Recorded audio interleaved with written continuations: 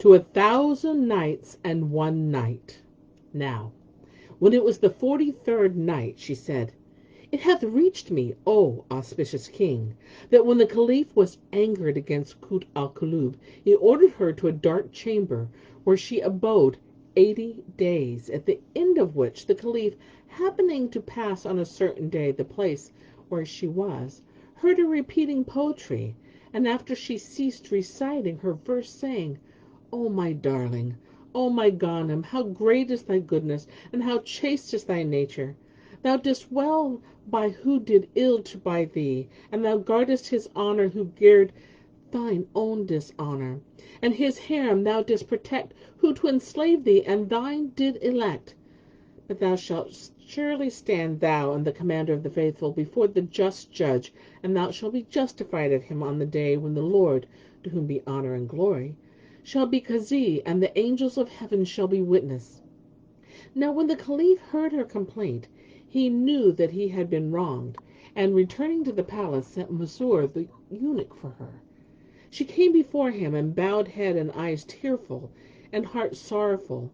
And he said, O Kut al Kulub, I find thou accusest me of tyranny and oppression, and thou avouchest that I have done ill by one who did well by me. Who is this, and who hath guarded my honour, while I gave him dishonour? Who protected my harem, and whose harem I wrecked?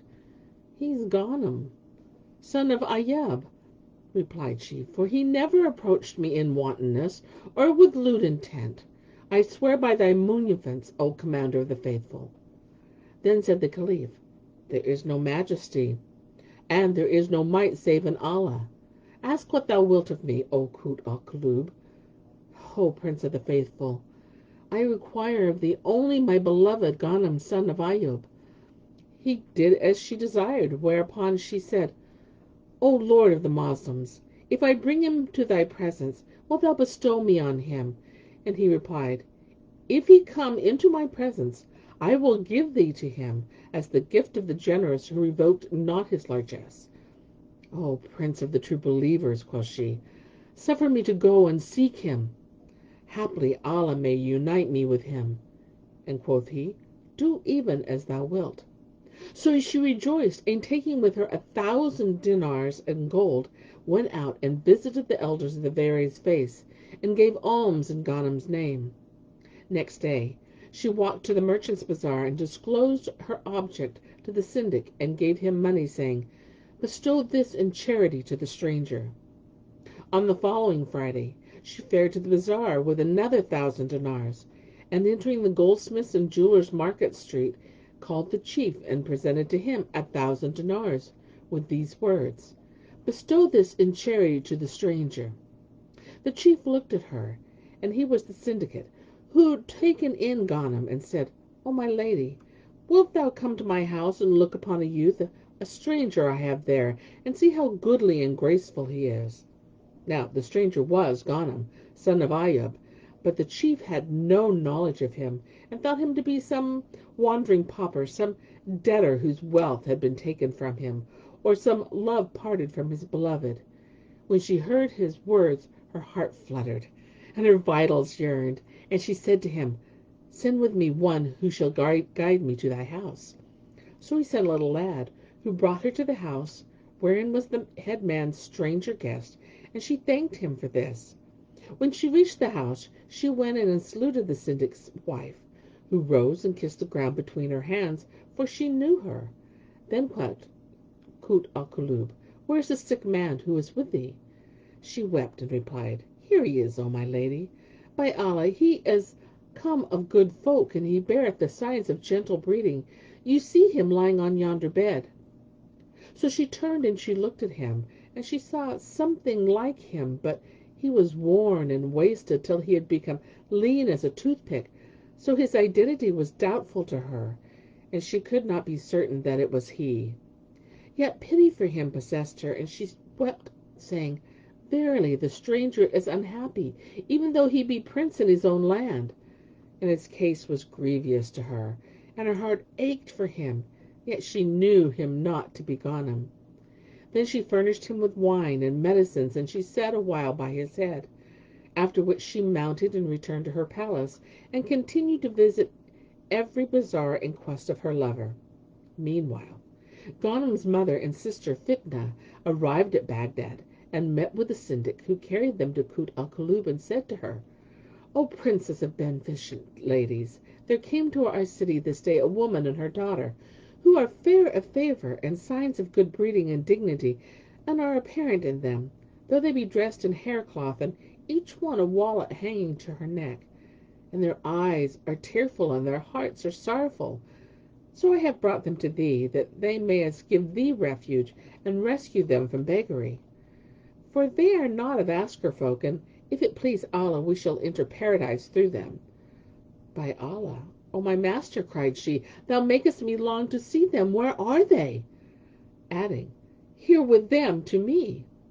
So he bade the eunuch bring them in, and when she looked at them and saw that they are both of distinguished beauty, she wept for them and said, "By Allah, these are people of condition, and show plain signs of former opulence."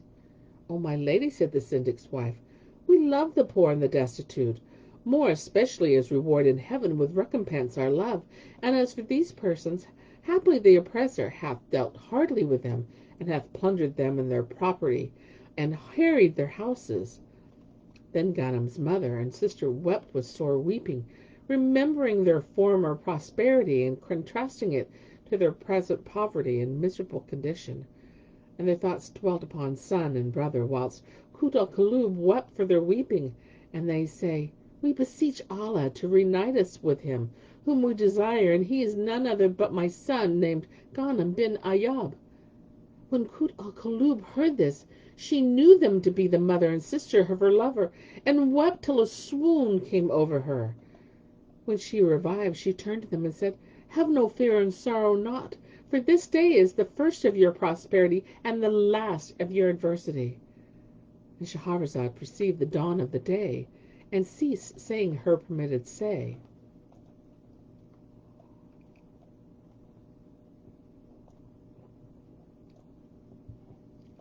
Now, when it was the 44th night, she said, "It hath reached me, O auspicious king, that when Kut al-Kulub had consoled them, she bade the syndic lead them to his house, and let his wife carry them to the Hammam, and dress them in handsome clothes, and take care of them, and honor them with all honor.